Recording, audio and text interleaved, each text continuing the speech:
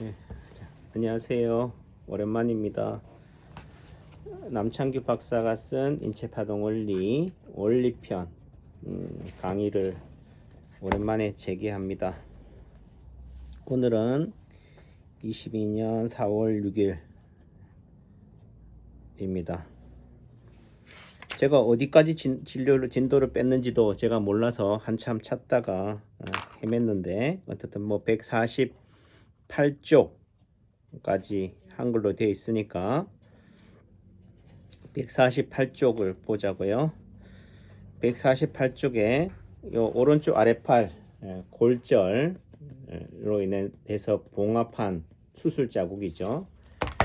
옛날에는 의료가 발달이 안 됐을 때는 대부분 팔이 빠졌다든지 하면 탈구가 된 상태로 그대로 살다 보니까 그냥 어긋난 상태로 살아가는 분들도 계시고, 또 내지는 요즘은 병원이 많이 생기니까 예를 들면 정형외과나 또는 외과에 가서 이런 뼈를 맞추고 또는 뼈에 금이 갔으면은 철심을 넣는다든지 해서 수술을 해서 하기도 하지만은 결국은 그렇다 하더라도 아무리 수술이 잘 됐다 하더라도 수술 자국은 남는다, 흉터는 남는다 라는 의미예요. 또 내지는 흉터가 없다 하더라도 내 마음에는 그 트라우마, 다쳤던 그 기억은 내 가슴 속에 살아서 언젠가는 다시 또 튀어나온다는 거죠. 그래서 과거의 상처, 아픔이 현재와 연결이 되어 있고 미래에도 영향을 미친다.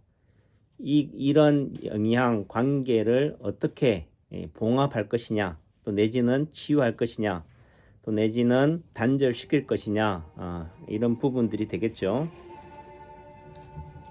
자, 그리고 지금 뭐 오랜만에 또 강의를 하기 때문에 이 책에 대한 부분, 점이나 흉터나 상처나 사마귀 이런 부분들이 오는 거에 대해서 어떻게 진단하느냐, 1차적으로는 대응 자리 이 관점이에요. 예를 들면 사진 4-10 같은 경우는 요 꼬맨 수술 자국 자리가 예를 들면 오른쪽 아래팔이니까 아래팔 안쪽 면이 어디에 해당이 되느냐, 손발이나 팔다리의 인체가 축소되어 있다. 프랙탈의 개념이죠. 그 의미 속에서는 오른쪽 아래팔에 이 뭐에 돼 있어요? 몸통이 그려진다는 거죠. 또 다른 의미 속에서는 그 몸통이 또 어떻게 그려져요? 얼굴이 대입이 된다는 거죠. 그래서 오른쪽 요골뼈 쪽에 골절로 보여지니까 오른쪽 상행결장 라인, 맹장에서부터 간으로 올라가는 상행결장에 문제가 있다. 또 다른 의미 속에서는 몸통이 얼굴에 대입이 되니까, 얼굴이 또 몸통에 대입이 되니까 어떻게 돼요? 오른쪽 그 예를 들면은 턱관절 라인 또는 뺨, 볼에 해당되는 부위 쪽에 뭔가 긴장이나 트러블이 있을 수 있겠다라는 거죠. 그래서 148쪽 하단부에 오른쪽 아래팔에서 오른쪽 아랫배, 곧 상행결장, 상행결장이라는 게 맹장에서부터 오른쪽 서해부에서부터 소장, 안쪽엔 또 소장이고 바깥쪽은 대장이니까 대장 중에서도 위로 올라가는, 간으로 올라가는 상행결장에 해당되는 부위에 오작동이라는 의미가 불균형이에요. 오작동을 자꾸 생소하니까 뭐 고장났다, 뭐 탈이 났다 이렇게 얘기하지만은 어떻든 인체파동 원리의 핵심 원리가 균형이고, 균형의 관점에서 봤을 때는 이게 밸런스가 중심점을 중심으로 해서 한쪽으로 치우쳐져 있는 거, 불균형을 이루고 있는 거, 시수 한쪽이 내려가 있는 부분들이 오작동이라는 거죠. 그쪽으로 힘이 가 있다는 거죠. 힘이 가 있으니까 더욱더 불균형이 가속화된다는 거죠. 그런 관점으로 이해하시면 되겠다. 오작동이라는 말이 치우침, 불균형 또는 내지는 우리 몸이 약하다, 문제가 있다라고 하면 그쪽을 어떻게 돼요? 계속적으로 관심을 주는 거죠. 누가 갑자기 넘어지면 세상 모든 사람들이, 지나가는 행인들이 다 관심을 가지잖아요. 요즘 같은 코로나 시대는 누가 기침만 해도 다 쳐다보듯이 그쪽으로 관심이 간다. 그 관심이 어떻게 돼요? 불편한 거죠.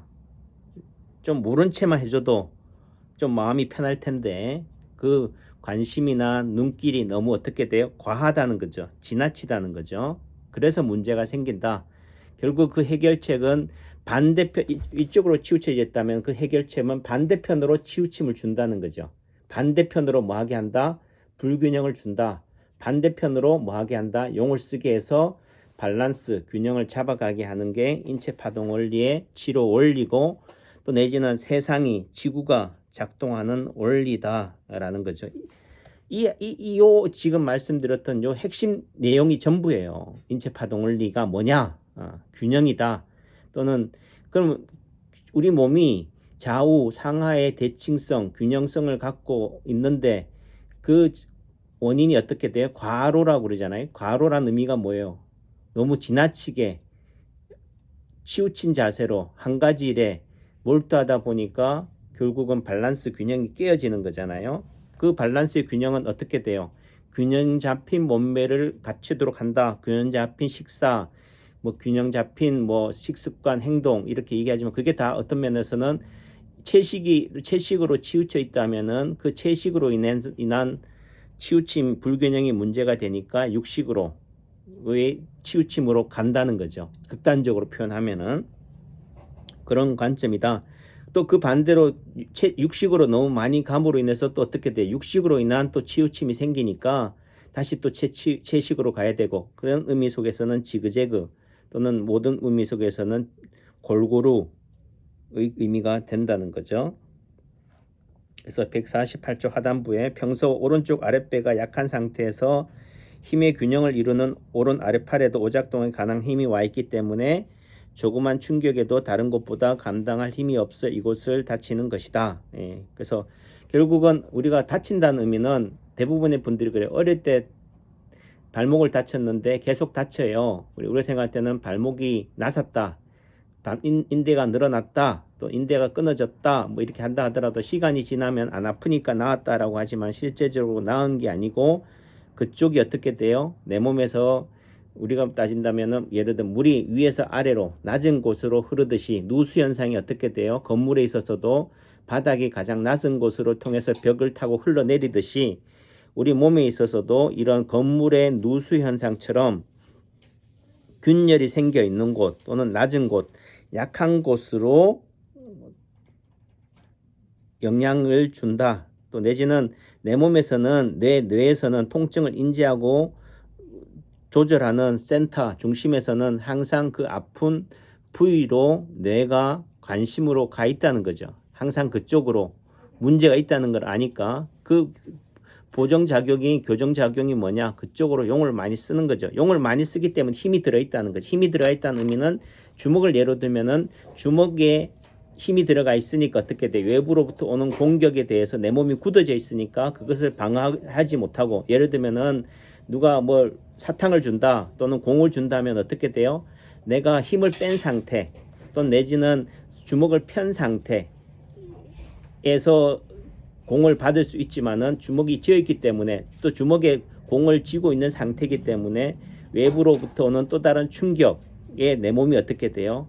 감당할 수 있는 힘을 없다는 거죠. 그렇기 때문에 그 자리를 다치는 거죠. 다른 부위는 유연하기 때문에 거기에 대해서 외부의 충격이나 내부의 충격에 대해서 적절하게 어떻게 돼요? 방어할 수 있는데 다친 부위는 어떻게 돼요? 그쪽으로 강한 힘이 와 있기 때문에 이미 더 이상 감당할 수 있는 힘이 없다. 예를 들면은 잔에 물이 가득 찬 상태에서는 빈잔에는 물이 공급이 돼도 받아낼 수 있는 공간이 있지만은 가득 찬 잔에는 어떻게 돼요? 한 방울의 물만으로도 어떻게 돼요? 그게 물이 다 흘러 넘치듯이 그런 개념으로 이해하시면은 좀 납득이 될 것이다 라는 생각이 듭니다. 그래요. 오랜만에 또 강의를 재개하기도 했고, 오랜만에 한다는 의미 속에서는 어떻게 보면은 이 책을 내용을 여러분들은 관심을 가지고 여기에 또 몰입이 돼 있지만 대부분은 치료 자리, 내가 허리 아픈데 어디 지압해요? 어디를 치료해야 돼요? 이런 관점으로만 접근하기 때문에 결국은 단순한 자리 또는 지식이 개념이 중요한 게 아닌데 또 제가 남창규 박사가 쓴 인체파동 원리 또는 유튜브를 통해서 여러분들한테 말씀드리고자 하는 것은 원리다. 지식이 아닌 지혜다. 자리가 중요한 게 아니다. 어느 순간 처음에는 자리에 연연하지만은 어느 정도 시간이 지나고 나면은 치료 자리가 아닌 곳이 없구나. 또 모든 것이 치료 자리구나. 또 다른 의미 속에서는 그 환자의 아픔이 5만 가지라 하더라도 한 군데만 치료해줘도 모든 것들을 다 치료할 수 있겠다라는 관점, 부분과 전체를 이해한다든지 또는 우리 몸이 왜 아픈지에 대한 오작동이나 균형의 관점으로만 생각해도 결국은 여기의 아픔을 해결할 수 있는 치료법은 다른 곳이다. 그 다른 곳을 굳이 그래도 논리적으로 객관적으로 설명하려고 하니까 좌우대칭, 상하대칭, 균형으로 얘기하는 거고 또 대응 자리로 얘기하는 거지만은 결국은 아픔을 어떻게 이곳의 아픔에 대한 해결책은 또 다른 새로운 아픔을 관심을 딴 곳으로 돌리기만 하면 된다는 거죠. 그래서 제가 누차 반복하지만은 코로나에 대한 해결책은 바이러스의 박멸이 아니다. 코로나에 대한 해결책은 백신이나 사회적 거리나 마스크나 이런 관점이다. 결국은 백신이 마스크가 여러분들은 코로나를 지연시켰다 또는 해결했다라고 하지만은 결국은 어떻게 돼요? 온 국민이 지금 샤이 코로나로 따진다면은 거의 50-60% 이상이 코로나에 다 감염되었잖아요. 그 감염이라고 표현하니까 무섭다라고 하지만은 결국은 긍정적인 입장으로 바라본다라고 한다면은 코로나에 대해서 우리가 어떻게 돼요? 내성이 생겼다, 면역력이 생겼다. 비바람을 통해서 비바람을 맞음으로 인해서 그 비바람의 충격에 대해서 내 몸이 거기에 대해서 순응하거나 적응해 나간다라는 의미로도 받아들일 수 있잖아요. 그런 관점으로 본다면 결국은 우리가 말하는 사실, 진리에 목매지만은 그것보다는 결국은 우리가 생각하는 해석의 몫이다. 꿈보다는 해몽이다. 그런 관점으로 본다면 우리가 여러분들이 이 책을 통해서 이 유튜브를 통해서 또는 우리가 살아가는 의미 속에서는 부귀영화, 성공을 행복을 목적으로 하지만은 그것이 어느 위치에 있느냐, 내가 가진 것이 얼마냐에 연연할 것이 아니라 내가 가진 위치에 있어서도 항상 바라보는 시각이 행복을, 긍정을 바라보느냐, 부정을 바라보느냐 는 것에 따라서 내가 처한 위치가 전혀 다른 자리가 된다라는 거죠. 그래서 근본적으로 우리 몸에서 생기는 오작동을 어떻게 돼요? 해결할 수가 없다. 오작동 없는 세상, 불행 없는 세상, 아픔 없는 세상에서 살고 싶어 하지만은 그것은 요원한 일이다. 근본적으로 오작동을 해결할 수 있는 방법은 없다는 거죠. 그래서 인체파동원리 해결책은 결국은 어떻게 돼요? 여기 책 뒷면에도 나오지만 뇌를 속여라라는 거죠. 그 의미 속에서는 결국은 관심을 딴 곳으로 돌려라. 좀 전에 제 친구가 전화가 와서 동생한테 약을 좀 지었으면 좋겠다 이런 얘기를 했어요. 그래서 근데 이제 걱정이 뭐냐, 한약은 중금속이나 농약 또는 중국산이라는 거에 대해서 좀 믿음이 안 간다. 이런 부분들이 돼서 하는데 대부분의 일반인들이 이제 한약을 혐오시하거나 한약에 대해서 권유했을 때 안 먹으려고 하는 이유들이 뭐예요? 양의사 선생님들이 한약 먹지 말라고 그래서, 또 내지는 암세포를 더 증식시킨다, 또 내지는 중국산이다, 중금속이다, 농약이다라고 하지만은 과연 한약이 그렇다라고 한다면 우리가 먹는 쌀, 밀가루, 밀가루는 어디서 와요? 예를 들면 미국인에서 오고, 예를 들면 바나나라든지 귤이라든지 이런 모든 것들이 결국은 뭐냐? 는 거죠. 그러니까 결국은 이런 프레임이 누가 만든 거냐? 결국은 밥그릇 싸움, 양의사들이 한의사들을 죽이기 위한 하나의 방편으로 그런 논문을 통해서 한약에 대한 폐해를 그런 식으로 과장되게 표현했잖아요. 그러니까 과장되게 표현했다는 말이 결국은 뭐야? 제일 통증으로, 제일 오작동으로 만들었다는 거죠. 그래서 결국은 세상이 또는 코로나에 대한 것이든 모든 것이든 결국은 어떤 관점으로 접근하느냐, 이 집중과 분산, 제1통증과 제1오작동과 제2오작동처럼 오작동의 노름이다. 뭐 이런 부분도 있고, 또 내지는 뭐 요즘 뭐 땅을 많이 뭐 사서 무리해서 사서 그것 때문에 스트레스가 많아서 몸이 힘들어라는 개념이 되지만은, 그러면은 우리가 생각할 때 땅을 왜 사냐? 그럼 편하게 살면 되지. 그럼 편하게 사는 것이 행복한 삶이냐? 최근 코로나 시대가 되면서 인플레이션으로 인해 가지고 돈의 가치가 떨어짐으로 인해서 결국은 편안하게 현상 유지하는 사람들이 결국은 어떻게 상대적으로 박탈감이라든지 추락이 돼 있잖아요. 그런 의미 속에서는 현상 유지를 하기 위해서는 또 다른 어떤 모험, 위기에 도전해야 되는 의미가 있다. 결국은 추락하지 않기 위해서 하는 노력이 또 다른 그 하나의 스트레스가 된다 해서 거기에 또 매몰돼서 힘들다 한다면은 또 다른 문제가 되겠죠. 그런 의미 속에서 본다면은 그걸 어떻게 해결할 것이냐. 그냥 추락하고 그냥 거기에 살면서 그냥 자족할 거냐. 자족하지 그 자체도 어떻게 추락이라는 것을 인지하는 순간 또 스트레스를 받는 것이라는 관점에서 본다면은 결국은 우리 인간은 삶을 살아간다는 것은 결국은 오작동 속에서 살아간다. 이래도 스트레스, 저래도 스트레스, 어떤 일을 저질러도 스트레스, 안 저질러도 스트레스라고 한다면은 결국은 반복되는 얘기지만은 해석의 몫이다. 긍정적인 마인드로, 열린 마인드로 불행 속에서도 희망을, 행복을 발견할 수밖에 없다라는 거죠. 제 입장에서도 우리 몸에 나타나는 오작동 덩어리인 점이나 흉터, 상처, 사마귀를 봤을 때 그 점이 나타나는 규칙성에 대해서 우연히 생기는 것이 아니라 필연적인 거고, 또 과학적인 부분에 대해서는 제가 놀라기도 하고 했지만 또 한편으로는 두렵고 불안했어요. 무섭고 이 점으로 인해서 언젠가는 미래에 또 다른 아픔으로 커다란 아픔이 질병이 예고되어 있다라는 사실에 대해서 불안감에 살아왔던 날도 있었지만은 이제는 어떻다? 당신은 말년 눈이 안 좋아요. 당신은 암으로 치매로 죽을 거예요 라는 그 말에 놀아날 거냐. 다만 그 진단이 그렇다라고 한다면은 그게 놀아나는 게 중요한 게 아니라 그 과정 속에서 어떻게 돼요? 내가 할 수 있으면은 노력을 통해서 어떻게 돼요? 지연시키거나 또는 치료하거나 예방하는 게 중요한 거지.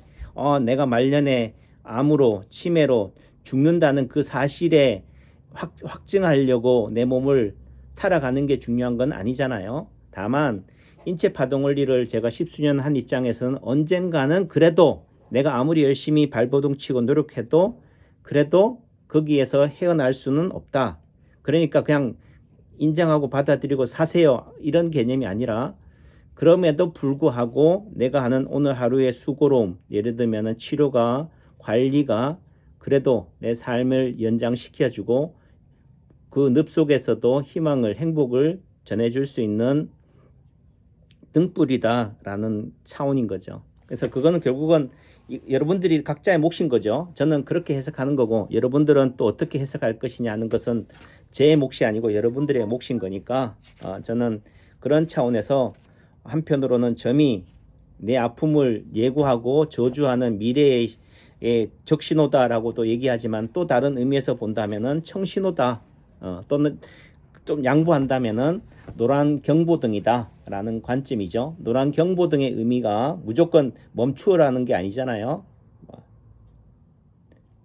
그러니까 어느 정도 또 질주하는 의미 속에서는 빨리 지나가세요 라는 의미도 있겠고, 또 내지는 서서히 브레이크를 걸어야 되는 사람한테는 또 브레이크를 거는 거니까 오랜만에 또 하다 보니까 저도 자꾸 또 중원부원 또는 욕심에 여러분들한테 하나라도 더 전해주고 싶은 마음에 자꾸 이것저것 먹이는 부분들인데, 이러한 것 자체도 제가 가지는 여러분들에 대한 마음 하나라도 더 주고 싶어하는 그 마음 자체도 오작동인 거고 욕심인 거다 라는 차원에서 결론을 짓습니다. 경청해 주셔서 감사합니다. 고맙습니다.